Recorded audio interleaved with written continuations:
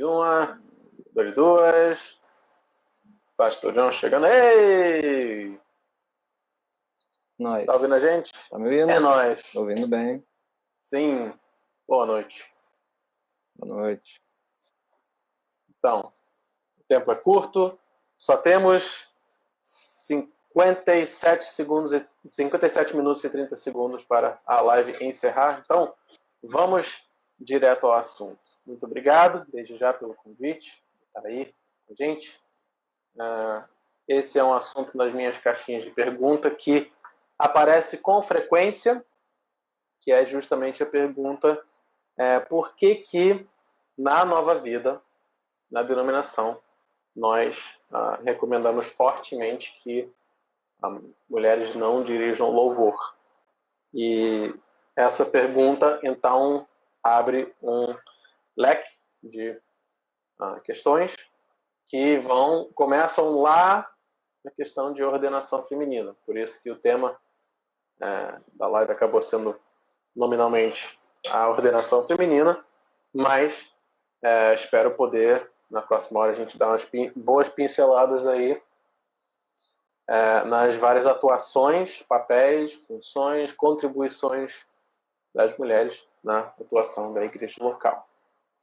Então, Pastor John, alguma consideração antes da gente entrar nesse tema polêmico? Com certeza. Eu espero sinceramente, com essa live, trazer informação, não causar polêmica desnecessária e mostrar principalmente a fundamentação bíblica e as razões por que a gente faz o que a gente faz. Considerações iniciais, Pastor John, por favor.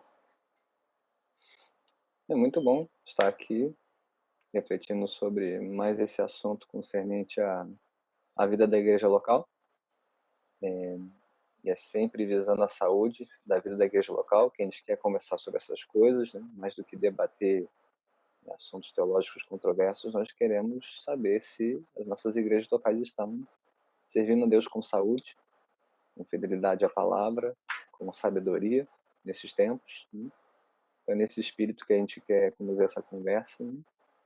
Falando sim sobre as nossas posturas enquanto denominação, mas não nos restringindo apenas a entender melhor o que a denominação pensa ou faz, mas o que a Bíblia ordena e o que a Bíblia aconselha, e onde a Bíblia não fala tão claramente, mas nos dá princípios pelos quais nortearmos a nossa conduta como igreja local.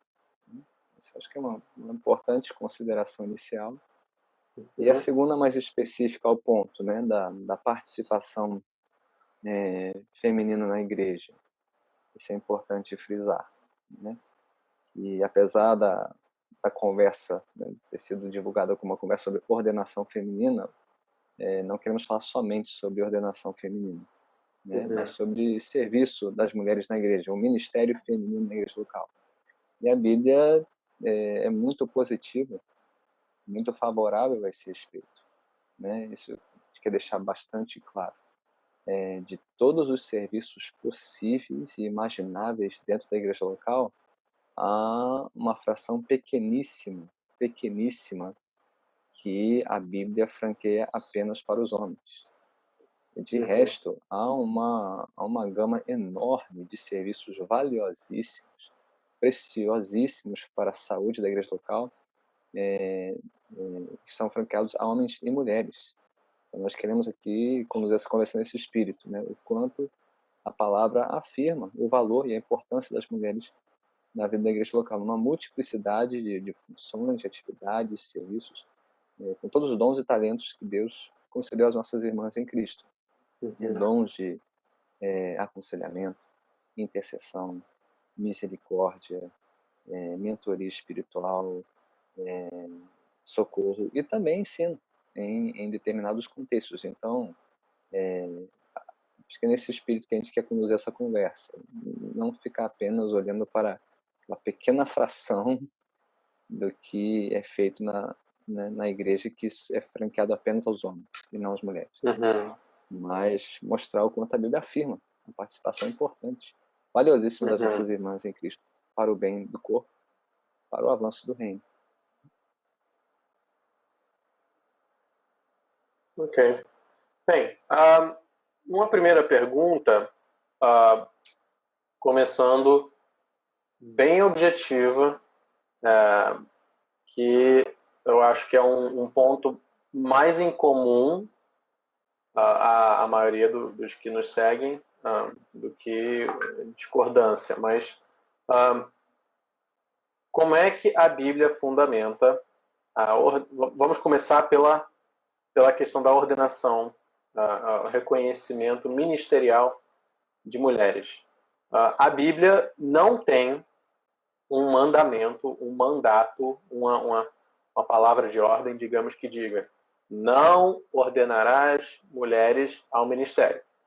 Então, não há uma proibição explícita, objetiva na Bíblia quanto a isso. Certo? Então, Verdade.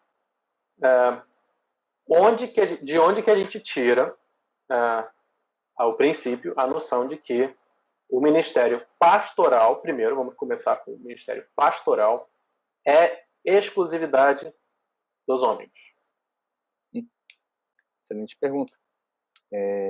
Apesar de não haver uma proibição explícita quanto à ordenação de mulheres ao ministério pastoral, existe uma ordem explícita sobre quem deve ser ordenado ao ministério pastoral.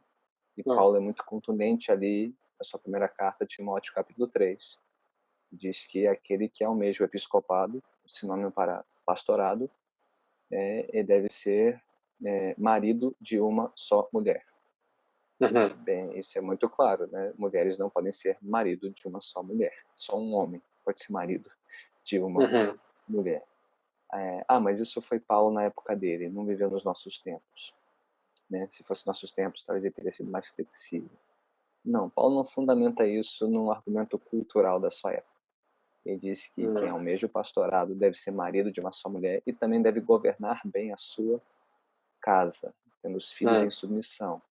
Então Paulo está argumentando a partir de uma ordem estabelecida por Deus para o governo da casa e deve se espelhar no governo da igreja. Casa e igreja. Né? As duas instituições principais que Deus ordenou para o bom ordenamento da sociedade do seu reino. Um lar bem governado e uma igreja bem governada. Esse é um princípio que une essas duas instituições. E o princípio em comum é que elas devem ser regidas por um homem. E isso desde antes da queda. Desde antes de Gênesis 3, já em Gênesis 1 e 2. Aliás, é assim que Paulo argumenta no capítulo anterior, em 1 Timóteo 2, ao proibir a mulher de exercer autoridade sobre um homem na igreja. E é muito contundente. Por quê? Porque Eva foi criada em segundo lugar. O Adão foi criado primeiro. Paulo não fundamenta a sua ordem num argumento cultural, temporal, mas num argumento transcultural, atemporal. Ele volta para a ordem da criação, antes da queda. Essa que foi deturpada, manchada pelo pecado, mas essa ordem, essa hierarquia já foi estabelecida por Deus desde o jardim e desde antes do pecado. Isso é importante. Ordem, hierarquia dentro da casa e da igreja não é fruto da queda, não é fruto do pecado. O pecado manchou essa ordem, mas o pecado não foi responsável por essa ordem. Essa ordem antecede a queda. Né? Então, isso fica muito claro. Né? O fato de Adão ter sido criado primeiro e Eva para ser a sua correspondente, sua auxiliadora. Né? Sim.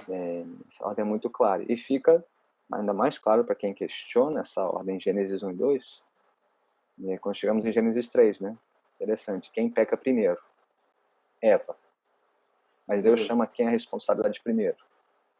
Adão. Ele chama Adão para prestar contas pela casa dele, apesar dele não ter sido o primeiro a pecar. Então, mulheres, que bom que Deus não foi igualitário ali em Gênesis 3, né? Que ele não chamou Eva às contas primeiro. Ele foi desigual, nesse sentido de que chamou Adão às contas. Porque Adão é quem respondia pela sua casa. Deus instituiu essa ordem, respeitou essa ordem desde antes da queda. E você vê isso sendo traduzido aí na ordem de Paulo, o ministério pastoral, espelhando a ordem que deve ser vista no lar. O bom governo do lar, onde nós sabemos de onde procurar bons candidatos para o ministério pastoral. Procure entre os homens que sabem governar bem a sua casa, que lideram bem o seu lar, seus filhos no temor do Senhor. Esse é o princípio. Ok. Então, uma pergunta aqui rapidinho. O extremo interesse de alguns na participação da mulher em algumas funções específicas na igreja tem flerte com o movimento feminista? A gente pode chegar nisso depois. Talvez, mas vamos É uma boa continuar pergunta. aqui. Sim. Nem todo Sim. interesse na participação feminina na igreja necessariamente é um interesse doentio, desequilibrado, né? Uhum. Isso é importante, né? E essa visão que nós acabamos de transmitir aqui das Escrituras, são a visão das Escrituras. Nós procuramos respeitar na denominação, pode parecer muito restritiva para uma geração formada pelo feminismo, né?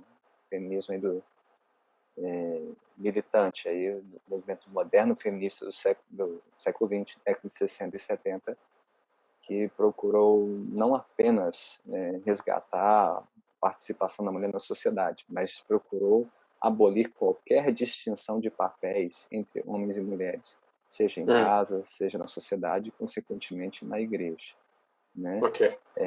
Então, isso é importante, a gente entender o nosso contexto, não para ser refém desse contexto, né? Uhum. Mas talvez, em algumas vertentes da igreja, né,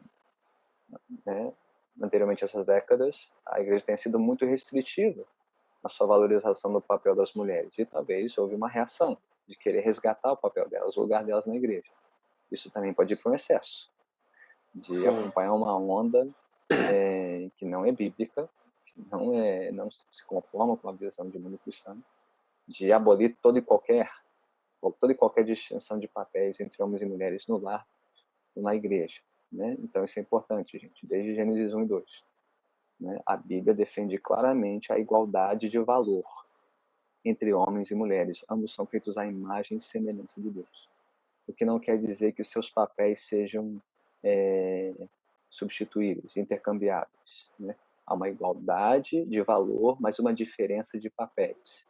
Isso fica muito claro em Gênesis 1 e 2. Diferença de papel não quer dizer diferença de valor. Porque o homem foi chamado para liderar e a esposa para auxiliar, isso faz dela menos e ele mais. A Bíblia desconhece isso. Ambos são imagem e semelhança de Deus. Ambos são iguais em valor aos olhos de Deus, mas não têm a mesma função. Esse é o grande pulo do gato, né, que a nossa sociedade não entende. Né, porque ao ouvir distinção de papéis, já atribui a isso uma distinção de valores. Gente, isso não vale nem para a Trindade. O Pai, o Filho e o Espírito Santo têm papéis diferentes na economia da salvação, o que não faz de uma pessoa da Trindade mais importante que a outra. Okay? Então, igualdade de valor e diferença de papéis funcionam na pessoa de Deus e funcionam, deveriam funcionar aqui na Terra também. Okay? E é isso que causa os atritos, os conflitos, né? Essa conversa sobre participação feminina no grupo. Uma curiosidade, acho que a gente nunca conversou sobre isso, me surgiu agora. Essa discussão, digamos, essa tensão, você sabe a respeito da existência dessa discussão ao longo da história da igreja? Ou é algo mais restrito? Bom, obviamente a gente está vivendo isso, então para a gente é mais óbvio, mas por acaso nos seus estudos na faculdade, você soube de algum momento na igreja quando isso se tornou uma tensão significante ao ponto de aparecer nos livros de história? Olha, historicamente falando, eu acho que essa tensão nunca esteve tão em evidência quanto nos últimos 50 anos da história da igreja toda.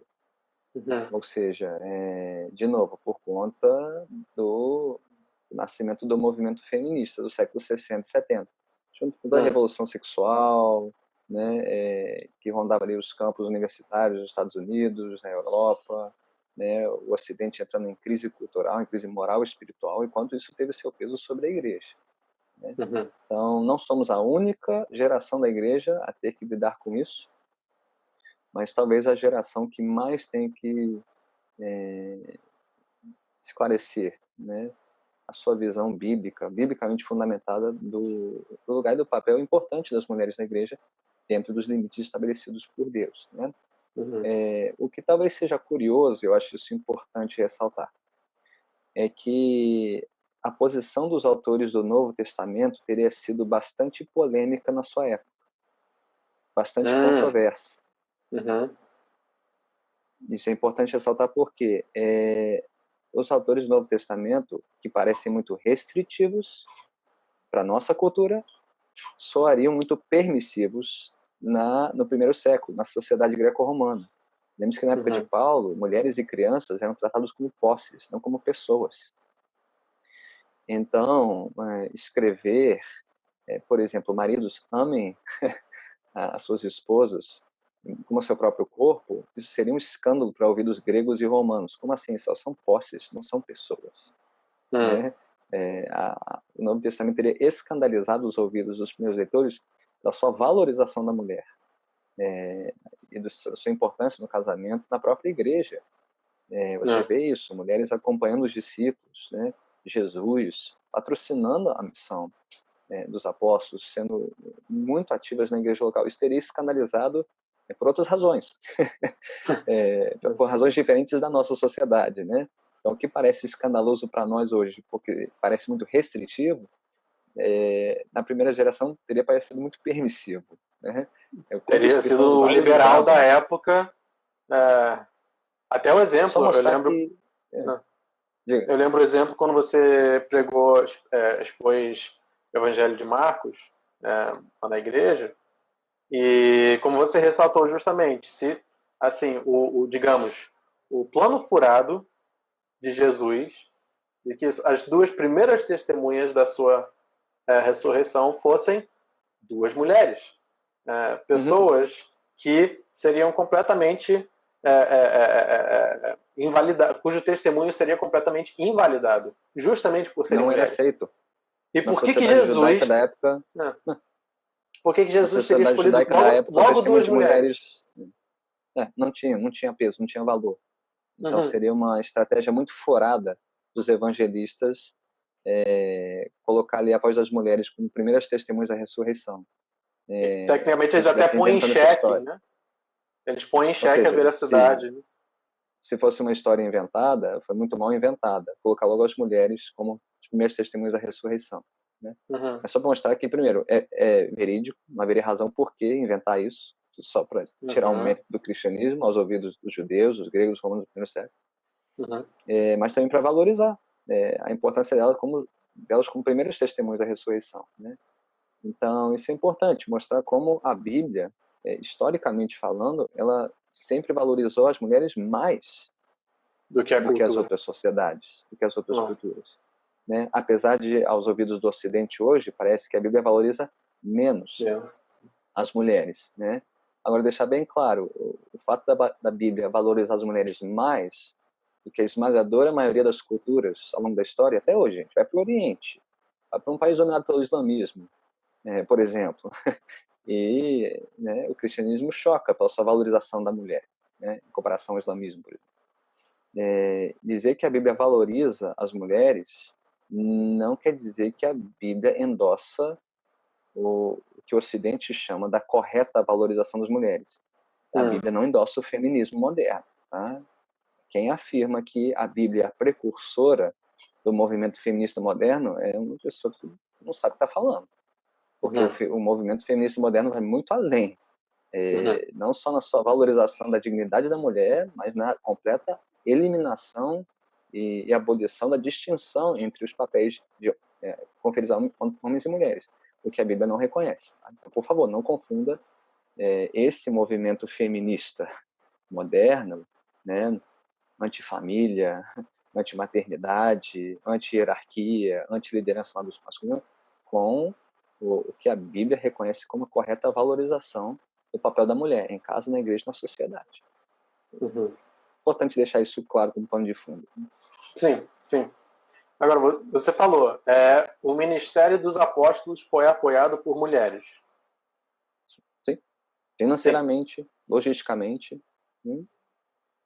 Então, Marta, Maria, já estabelecemos que a ordenação ministerial pastoral, a responsabilidade, o papel de autoridade maior dentro da igreja é uma restrição é restrito a homens.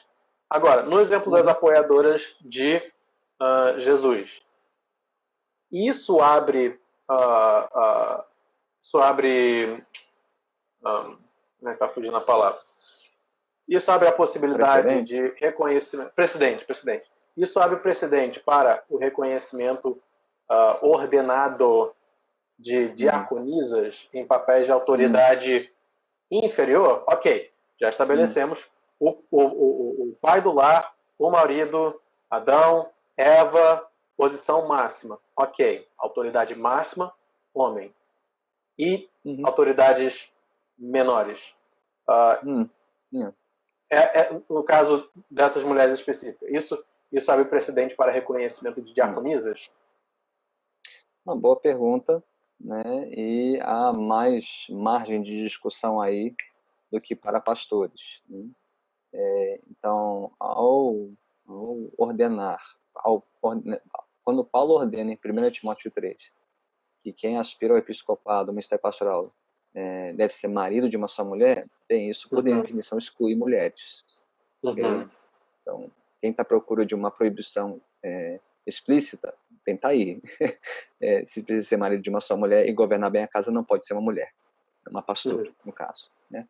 Será que existe uma restrição semelhante a diáconos? Bem, interessante notar que todos os primeiros diáconos, né, os precursores dos diáconos ali em Atos 6, foram todos homens ordenados, os 7 escolhidos ali em Atos 6. E nas próprias palavras de Paulo ali em 1 Timóteo 3, ele tem instruções para os diáconos, né? E de novo, masculino, gênero masculino, homens, né? Mas e logo em seguida, em 1 Timóteo 3, ele também fala sobre as mulheres. Quem são essas mulheres, né? Mencionadas ali logo depois dos pastores e dos diáconos. Ali tem uma gama maior de traduções ou interpretações possíveis. Tem quem interprete ali o termo mulheres como uma referência a diaconisas, né? Se bem que o termo original ali não é diaconisa, não é o termo próprio para uma diaconisa. Tem gente ali que interpreta aquelas mulheres como as esposas dos diáconos, né, as exigências das esposas dos diáconos, que seria curioso, porque Paulo não faz nenhuma exigência sobre as esposas dos pastores. Então, por que ele pegaria no pé das esposas dos diáconos e não das esposas dos pastores? Né? E tem a interpretação que mais me convence, que ali o texto não está falando sobre diaconisas, nem as esposas dos diáconos, mas as mulheres que auxiliavam os diáconos. Assim, você tinha mulheres auxiliando os apóstolos nos evangelhos, né? No ministério de Jesus, Marta e Maria, por exemplo, né? Você tem Dorcas, lá em Atos 9, uma mulher muito ativa na igreja apostólica, né? Numa diversidade de ministérios. Você tinha muitas mulheres, como Priscila, esposa de Áquila, né?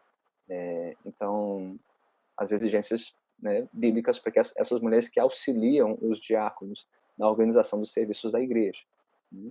Então, a meu ver, não há unanimidade nisso, mas a meu ver, as duas únicas funções que são reservadas exclusivamente para os homens numa igreja local são justamente as funções ordenadas de liderança.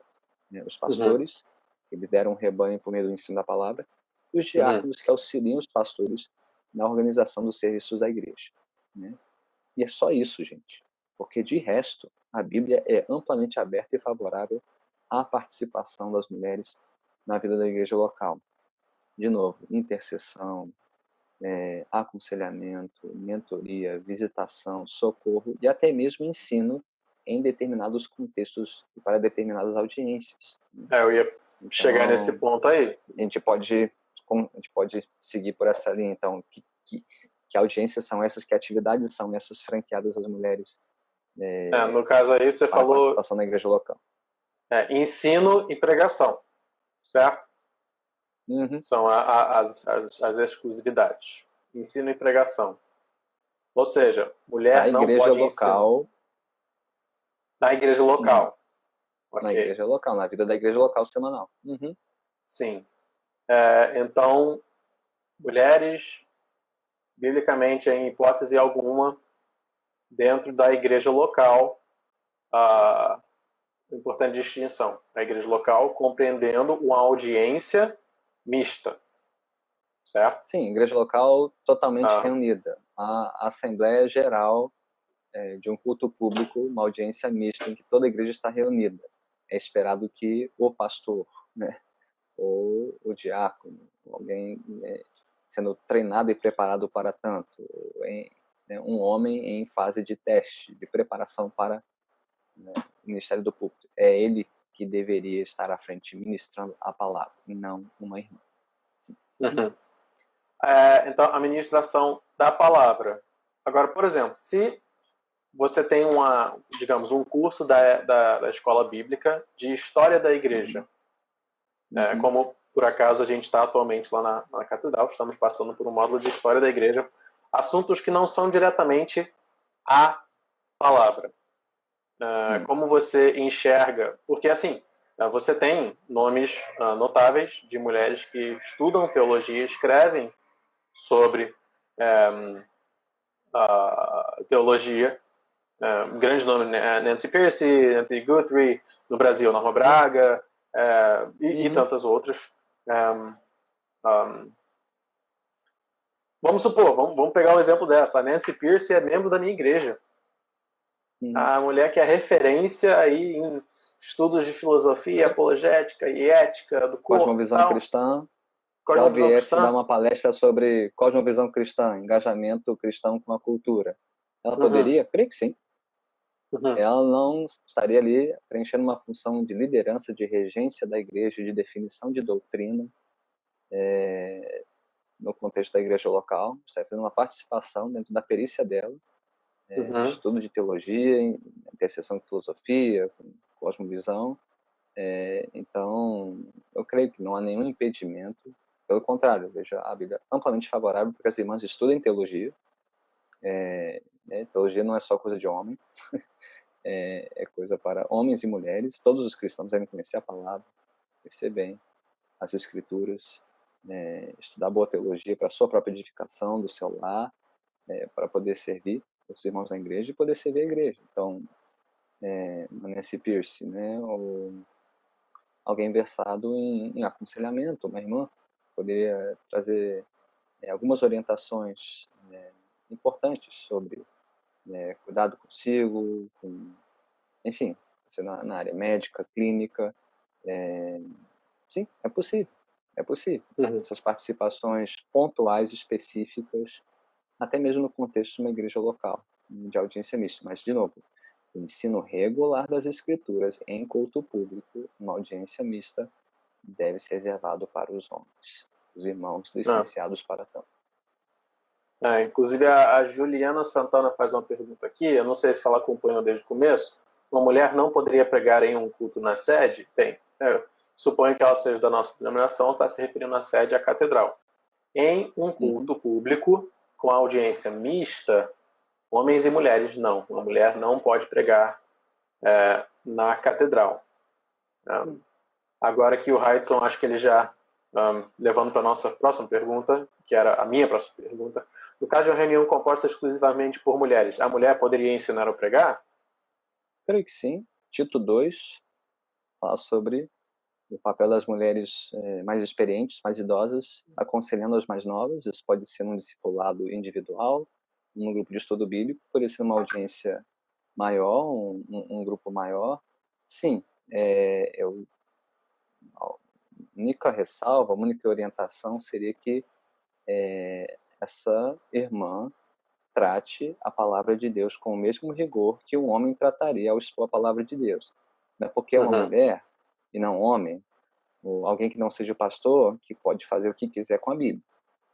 Transformar a Bíblia num manual de autoajuda. Psicologizar e alegorizar passagens das Escrituras. Mas é só uma irmã falando do culto das mulheres. Não. Pedro 4, versículo 10 diz que quem fala deve falar como quem transmite a palavra de Deus. Ou seja, o rigor deve ser o mesmo. A expectativa de que essa irmã está expondo a palavra, e não apenas importando para a palavra conselhos de autoajuda, de psicologia. Então, isso é importante. Sim. Não é porque uma mulher que está pregando para um grupo de mulheres que a qualidade e o conteúdo deveriam ser inferiores. Não. Deveria haver o mesmo rigor, o mesmo apego à fidelidade à palavra de Deus. Inclusive, só um dado interessante, o pastor John é instrutor da Fundação Charles Simeon Trust, uma fundação internacional dedicada à exposição das Escrituras, ao ensino da exposição das Escrituras. E ele é instrutor e eu sou o gerente de operações brasileiras. Eu coordeno todos os trabalhos das oficinas presenciais que a gente faz em solo brasileiro.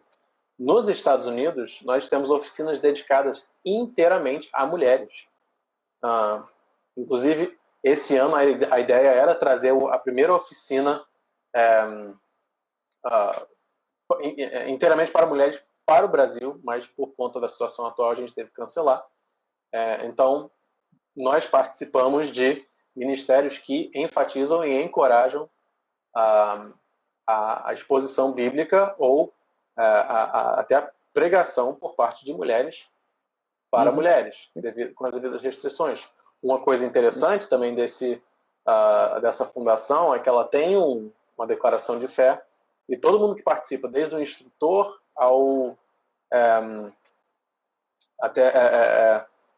de instrutores a funcionários, tem que concordar com a declaração de fé. E a declaração de fé do Charles Simeon Trust é complementarista. Então, Pastor John, esse termo aqui, complementarismo, é complicado. Só pontuar aqui rapidinho. Wes Bruno, mulher pode ensinar em seminários teológicos? Sim, a gente já falou sobre isso. A gente pode pontuar isso daqui a pouco, mas como a gente discutiu esse ponto aqui mais cedo, uma pergunta aqui, aliás, um comentário, é que as restrições bíblicas são feitas no âmbito da igreja local, certo? E do lar. A casa, família e igreja local. O lar, família e igreja local. Um seminário teológico, então, o que muda não é a função, o que muda é a audiência. E isso aí acho que é uma distinção interessante fazer entre função e audiência, certo? Sim, creio que de novo, a atividade do ensino regular, semanal. A palavra de Deus na igreja local é competência dos pastores, seus irmãos licenciados competentes para tanto. Né? Em outras audiências, encontros de mulheres, não só encontros de mulheres, tá?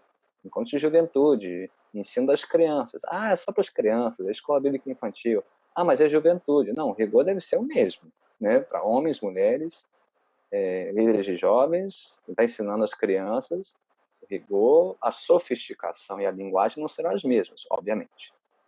Mas a excelência do ensino e a fidelidade à palavra devem ser os mesmos. Né? Então, isso é importante ressaltar, né? E perguntar aqui sobre até que idade mulheres poderiam ensinar os homens, pode dar aulas para os adolescentes. De novo, tal qual os seminários teológicos e escola bíblica infantil, são instituições que não existiam na época dos apóstolos. Um desdobramento dos posteriores na história da igreja. Então, a gente pode falar com contundência e com firmeza na medida em que a Bíblia é firme e contundente. Ela é firme e contundente na regência do lar e da igreja. Esses são os princípios que devem nortear nossa sabedoria em outros contextos, quer no seminário, ou na escola bíblica infantil, juventude. Então, me parece que o mais sábio seria que, na medida em que uma criança, por exemplo, vai crescendo, se desenvolvendo, amadurecendo, os homens deveriam estar cada vez mais presentes na mentoria dessa vida. Acho que lá na igreja local, na catedral, nós encorajamos os homens a participarem do ensino das crianças desde o maternal. Passou do berçário, os homens já estão lá presentes na formação das crianças. Para a criança também não chegar aos 18 anos e ter sido ensinado por uma mulher, por uma irmã, esse tempo todo. Tem todo o processo de mentoria espiritual até a fase adulta guiado por uma mulher. Tem algo profundamente, eu creio perigoso nisso. Né? Mas só fazer uma ressalva aqui que tanto eu quanto você já trabalhamos no berçário. Sim. A gente já trabalhou no berçário também, sim. Ajudei em maternal, já dei aula para juniores, adolescentes, jovens. Então, acho que quanto mais cedo os homens assumirem esse protagonismo, ótimo. Mas eu não vejo, né, assim, escola bíblica infantil me parece que recai sobre é o princípio de que a mulher participa, assim, da mentoria, né, das crianças, dos filhos, né? Você vê a avó Dionice, mãe e avó, criando Timóteo nos caminhos do Senhor, né? Por conta da ausência espiritual do pai, no caso, né? Mas não há nada que desabonasse, né? Esse mesmo princípio agindo dentro da igreja, as mães, as irmãs participando da instrução e treinamento de outras crianças, de outras famílias ali, né? Mas não deve ser a norma até que a criança chegue à fase adulta, por exemplo, né? Os homens deveriam estar participando juntos, sempre, né? Sempre que possível, o máximo possível, né? Em casa e na igreja, né? Então, de novo, o que foge da realidade das escrituras, né? Dos contextos, das audiências contempladas pelas escrituras, escola bíblica infantil, grupo de juventude, isso não existia, gente, era uma coisa só. A igreja primitiva, né? Vamos junto. Seminário teológico, aí não estamos falando sobre mandamentos, mas sim sobre sabedoria bíblica. Até onde é sábio, até onde é prudente delegar a função de ensino e supervisão espiritual para as mulheres, né? Quanto mais mista for a audiência, quanto mais madura, né, em termos de idade, biológica e espiritual, e quanto mais isso chegar próximo da realidade da igreja local, mais esse papel deveria ser exercido pelos homens, não pelas mulheres. Que é uma pessoa que perguntou, mulher pode ser uma missionária? Bem, tá aí um termo que missionária, hoje muitas igrejas ordenam ou reconhecem a função missionária, mas não é uma ordenação bíblica, né? Tal qual o presbítero, diácono, pastor, tal. Não vejo impedimento. Eu acho que seria imprudente lançar, não impossível, mas imprudente lançar uma missionária para fazer um voo solo numa incursão missionária para um campo desconhecido. Imprudente por questões logísticas, por questões de segurança, e também por questões da saúde da igreja local, que nascerá, que surgirá dos esforços evangelísticos dessa missionária. Missões que pregam o evangelho deveriam dar à luz igrejas locais bíblicas e saudáveis devem ser regidas por homens. Então, não há nada contra missionárias, mas seria melhor que elas fossem acompanhadas por missionários.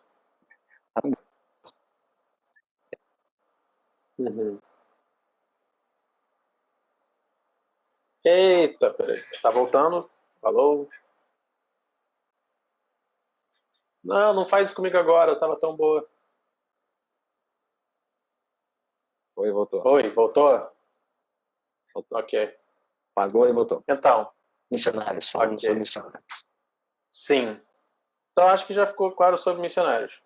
Duas perguntas já fizeram a pergunta que eu ia chegar, obviamente, que, como eu falei, foi a primeira motivação para essa live, mas...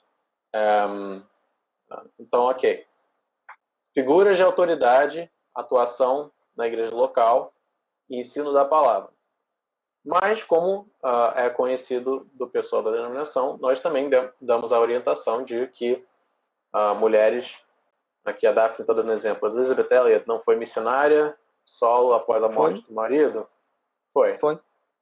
Depois da morte do marido. Ela não se lançou sozinha no campo. Foi com seu marido. Prudente. Sábio. Ela estava impedida de permanecer no campo como missionária depois que o marido faleceu? Não estava impedida. Mas também começou igrejas ou pastoreou igrejas? Não, dali surgiu um campo missionário muito frutífero entre os Alcas. Nossa, aqui, ó, nosso historiador missiólogo, pastor Yuri. Ela ele mesmo. Fez parte de uma equipe. Pronto, ela fez parte de uma equipe. Há muita sabedoria numa equipe. Ok. Uma pergunta aqui, eu vou insistir nessa pergunta só para poder passar adiante de uma vez por todas. Para mim não ficou claro uma coisa, em relação ao ensino comum a adultos da EBD, não pode ser professora? Na retomada rápida aí do que a gente já tratou. EBD, de novo, uma coisa que não existe nas escrituras, só existe há 250 anos, então é uma instituição, sim, que está sob o guarda-chuva da igreja local, mas é algo muito recente na história, Então não estamos andando no campo dos mandamentos bíblicos, mas de sabedoria e prudência. Eu acho que quanto mais o assunto da escola bíblica versar sobre assuntos que envolvem regência e liderança no ensino, mais isso deveria ser facultado aos homens, né? Então, uma coisa seria uma aula sobre a história da igreja, com cosmovisão cristã. Tem uma irmã competente para fazer isso, ok. Mas à medida que você começa a falar sobre assuntos pertinentes à vida comum da igreja local, casamento, criação de filhos, mordomia financeira, estabelecimento de doutrina, quanto mais você chega no núcleo aí doutrinário, ético e moral da vida cristã, mais isso deveria estar facultado nas mãos dos irmãos e não das irmãs. De novo, uma questão de sabedoria e prudência no contexto de escola bíblica dominical. Um exemplo que surgiu nas perguntas durante a semana e já surgiu aqui logo lá no começo é a citação de 1 Coríntios 14, versículo 34, que a mulher deve permanecer calada no culto. Qual que é a aplicação disso? E acho que também vale uma ressalva importante que essa autoridade dos homens, infelizmente, já foi usado por muitos homens a fim de abusarem da sua autoridade e partir para o outro extremo, que é o machismo. Então, não é uma fórmula de bolo, sai tudo certinho, né? Mas, enfim, aquele texto lá a gente conversou mais cedo, 1 Coríntios 14, está lá no contexto de julgamento de profecia, e fala que a mulher... Eu fechei a janela, eu tinha até aberto mais cedo, mas a mulher deve ficar calada no culto, e se tiver alguma dúvida, para perguntar ao marido em casa, para não envergonhar os homens. Se quiserem aprender alguma coisa, perguntem a seus maridos em casa, pois é vergonhoso uma mulher falar na igreja. Como é que a gente interpreta isso? A gente interpreta isso dentro do seu contexto original. É um contexto muito específico aqui, como você mesmo mencionou, a ordem do culto, 1 Coríntios 14, especificamente sobre o julgamento de profecias. Palavras espontâneas de encorajamento, de exortação e consolo, de orientação na igreja, nesse contexto específico em que algumas pessoas participavam espontaneamente, submetiam suas palavras proféticas para o julgamento da congregação. Nesse contexto específico de julgamento de profecia, Paulo ordena que as mulheres não se pronunciem, mas deixem isso para os homens. De novo, regência, liderança, não quer dizer que a mulher não pode abrir a boca dentro da igreja para fazer uma pergunta na EBD, para tirar uma dúvida teológica, para participar com uma oração, com louvor. De novo, é um contexto muito restrito e específico. Vamos tirar essa passagem de contexto e fazer disso uma mordaça para as mulheres na igreja local, como alguns já fizeram indevidamente. Sim. Bem, você falou palavra-chave, regência, e vamos falar sobre regência do louvor. Pois é, o tempo está correndo. Temos aqui, pelos meus cálculos, mais 13 minutos. Então vamos rápido. A regência do louvor. Sim, onde tudo, digamos, a causa motriz aí da coisa toda. Mas, primeiro, a Bíblia, Novo Testamento, não tem a figura líder, ministro de louvor. Dirigente do louvor não existe. Então, isso dá margem para a gente fazer o que quiser com essa função? Qualquer um pode? Não. Afinal, não é ordenado? Por que não? Não. Bem, já no Antigo Testamento, você tinha um sistema de culto ordenado para Israel e, providencialmente, todo esse sistema de culto regido por homens. Você chega no Novo Testamento, todas as posições de regência e liderança na igreja local, pastores e diáconos, são restritos a homens. Não, você não tem a figura no Novo Testamento, na igreja local, de dirigente de louvor. De novo, isso é um fenômeno muito recente no plano da história da igreja. Né? Então, se a Bíblia não versa sobre isso, estamos no campo da liberdade, mas também da prudência, da responsabilidade. Não é um cheque em branco para a gente fazer o que a gente quiser com isso. Mas se há um princípio que atravessa os dois testamentos de que a condução da vida da igreja e do culto da igreja está facultado aos homens, me parece mais sábio e prudente que a regência do louvor. E louvor não é só a parte que a gente canta, tá? É todo o culto público.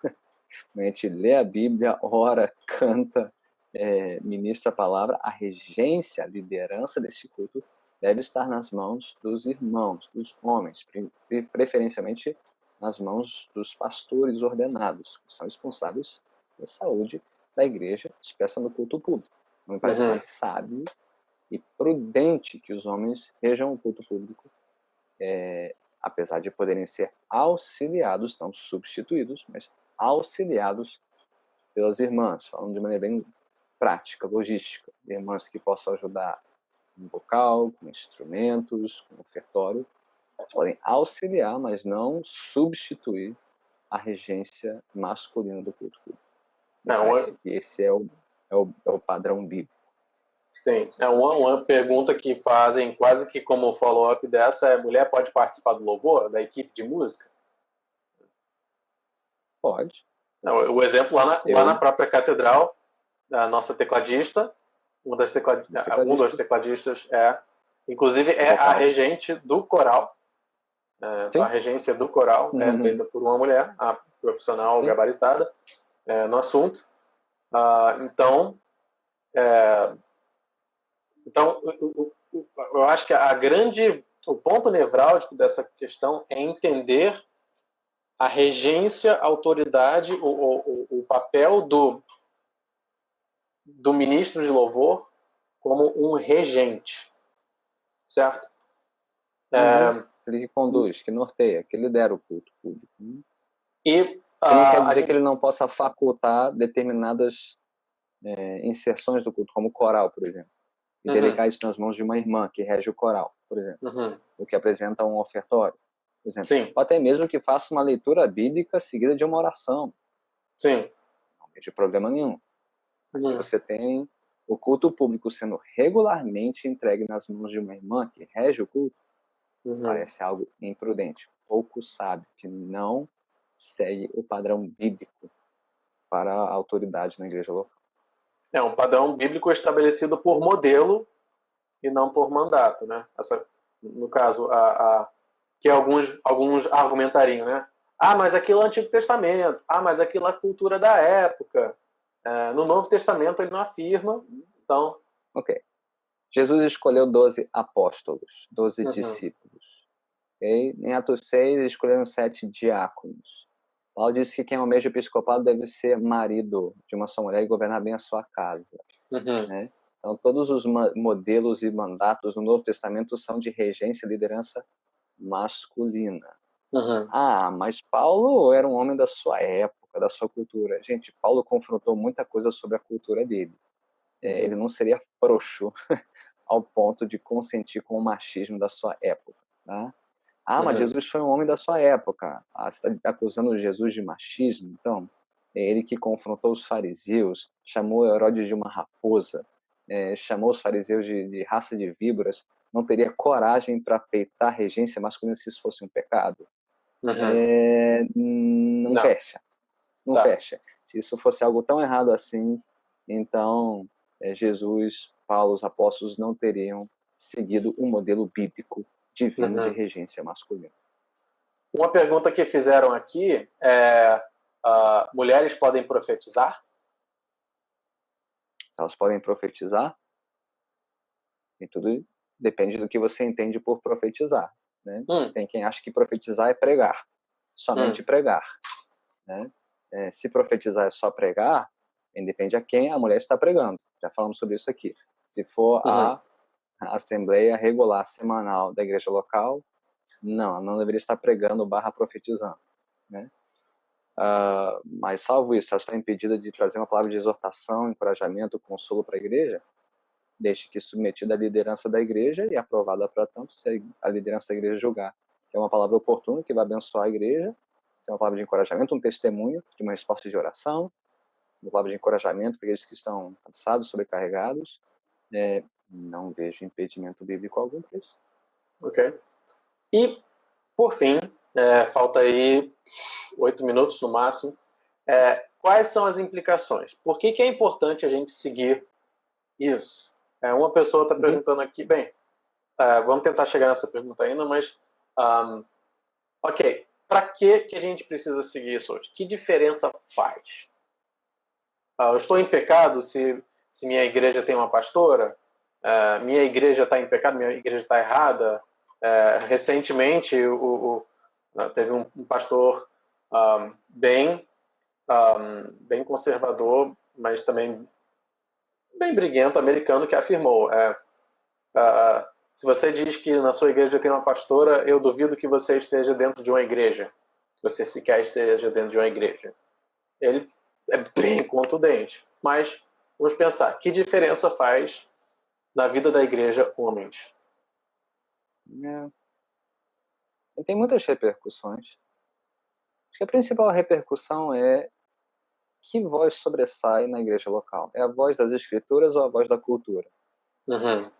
Nós seremos um povo mais guiado pela sabedoria da palavra de Deus ou pela pretensa sabedoria dessa geração?